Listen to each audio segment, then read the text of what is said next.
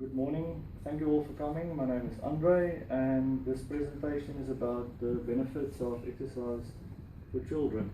Now, when we as adults think about exercise, we think about going to the gym, exercising, going for a walk, playing with kettlebells, or exercising. But when it comes to children, they exercise in a completely different way. So when children think of, if we talk about children and exercising, they exercise in a completely different way.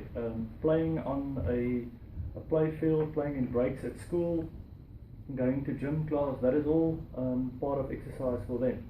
So if we go to point one, the many benefits of exercise, I've highlighted some points there that regular exercise will benefit kids.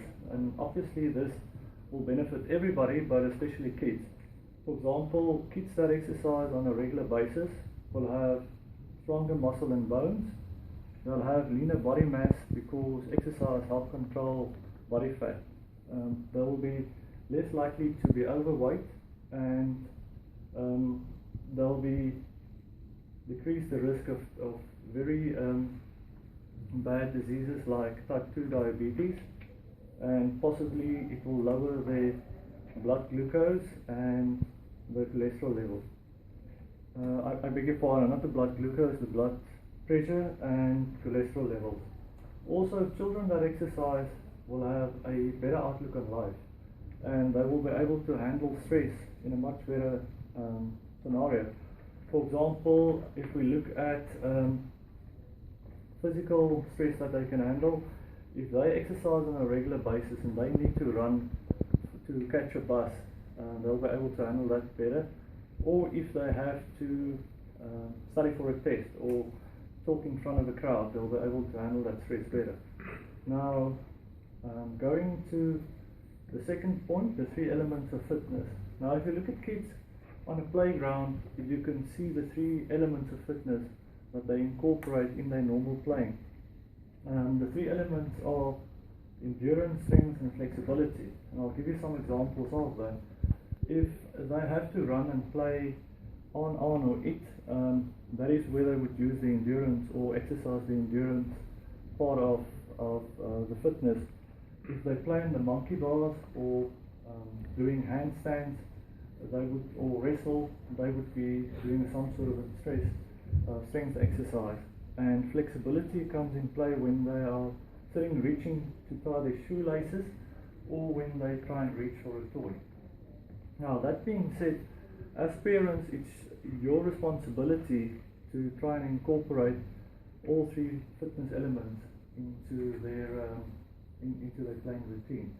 Now, looking at the first element, endurance, I'm just going to read to you basically what is endurance.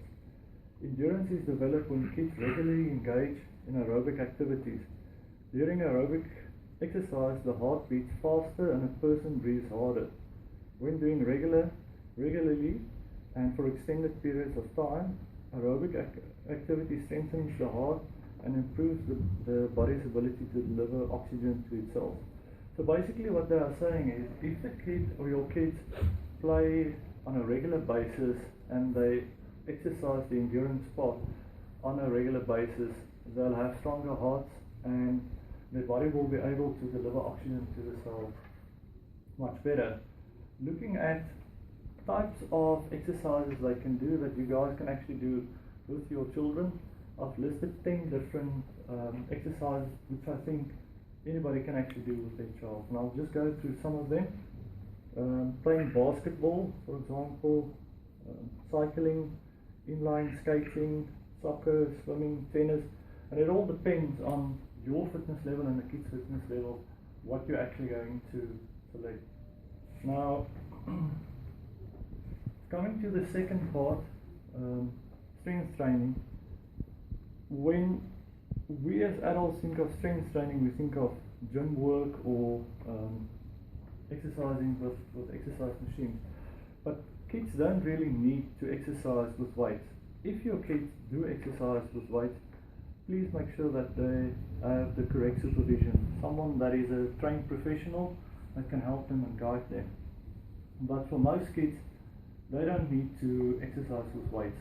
they can do calisthenics or bodyweight movements like sit-ups, push-ups, pull-ups. That is more than sufficient for children to do exercise or strength training. If you also look at it, kids will actually incorporate strength work in their daily playing routines. If they wrestle at school, if they climb on the monkey bars as we said earlier on, or if they do handstands, etc., or also calisthenic movement. Now coming to the third element of fitness, which is flexibility, I'm just going to read you a bit about flexibility to make you understand a bit more. Stretching exercises help improve flexibility, allowing muscles and joints to bend and move easily through their full range of motion. Now that being said, children will always practice flexibility in ways that they don't even know that they are doing that. For example, they will doing cartwheels, they would sit and reach for a toy, tying their shoelaces, or doing practicing the splits in school. And as I said, just to summarize that, it's very important when you structure playing time with your child, try to incorporate everything, or go to a park where you can try and incorporate everything. Now the third point that this is actually the reason why we have this presentation. One of the reasons, or the biggest reasons, is the sedentary problem. Now, some American studies have found that in the last 30 years, the obese and overweight children has doubled in the last 30 years, as I said. Although this is contributing to many different factors, one of the biggest contributors is the sedentary problem. In other words, our kids are sitting much more than they used to sit. And according to the Kaiser Family Foundation, 8 to 18-year-olds sit on average 4.5 hours in front of a television and more than 7 hours on combined multimedia streaming devices. For example, cell phones, iPads, laptops, and TV and playing computer games, etc. Now, if you think about it, one of the best ways that you can make sure that your kids are not sitting around that much is if you try and limit the time that they spend in front of a TV or a mobile device. And the American Association for Pediatrics, they actually have a recommendation for children. Now I'm going to read you what they recommend. Kids under the age of 2 shouldn't watch TV at all, which makes actually sense. Kids older than 2 should be restricted to 1 to 2 hours of quality viewing or programming, and that is obviously, if it's an educational program, that's the type of information you want your kids to read. Now, coming to point 4, I get this question quite a lot. People ask me how much exercise is enough when it comes to children. And as a parent, you should try and encourage your child to do at least 60 minutes of physical activity, and that is for kids and teens, to do physical activity where he's playing around, running around, and doing some sort of an exercise. There's also a guideline that's been set up by the National Association for Sport and Physical Education, and I've highlighted some of the points here for you guys, and I'll just read some of it through, because I know some of you guys have children that are a couple of months old, and then there's people that have children that is already in their teens. So this is quite informative for you guys to know. Infants, there's no specific time frame. You just need to encourage them to move around as much as possible, so they can learn motor control, where they play around, fiddle around with different objects and different movements. Toddlers, 1.5 hours, and that is 30 minutes planned, where you actually plan to try and incorporate the 3 fitness elements as we spoke about earlier on. And then 60 minutes unplanned, where they just roam around, they just play with friends or toys or outside on a playground. Preschool is 2 hours, and that is 60 minutes structured and 60 minutes unstructured. And then school age, 1 hour or more, and that 1 hour or more should be divided into 15 minutes increments where they do different activities. Just another point, infant and young children should not be inactive for prolonged periods of time. In fact, they should not be inactive for longer than an hour, unless they are sleeping, of course. And school-age children should not be inactive for periods longer than 2 hours. And that brings me to the last and final point, before we have some questions and answers. Raising fit children. Now, a lot of people ask me, how can I ensure that we have, that we raise fit children or healthy children? Now, I always say a combination of physical activity and a healthy diet is the key to a healthy lifestyle. So I've also noted some points here that I think is quite important. Help your kid participate in various age-appropriate activities, and that means let him play with children his own age and do activities that the kids from his age is doing, and try to encourage that. Try to establish a schedule for physical activities. For example, if you only have time before you go to work, try to get your child in a routine that he knows at that time in the morning we're going to play a bit, we're going to play outside or do some sort of a physical activity.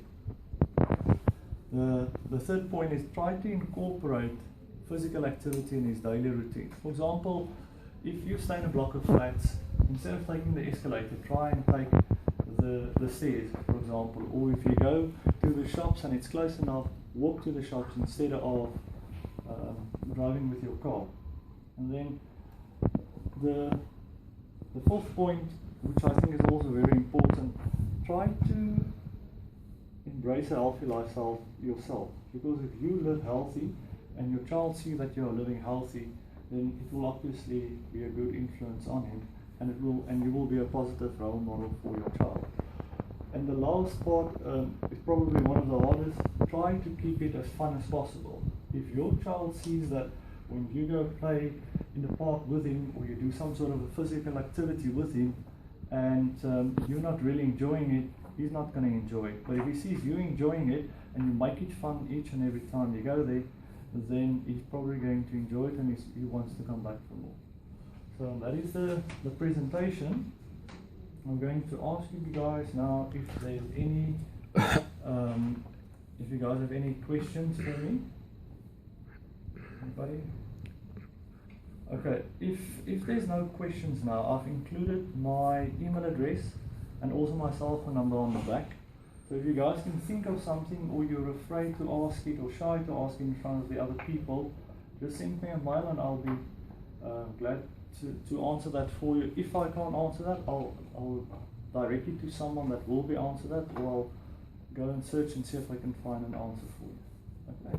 Thank you all for coming. Enjoy your day.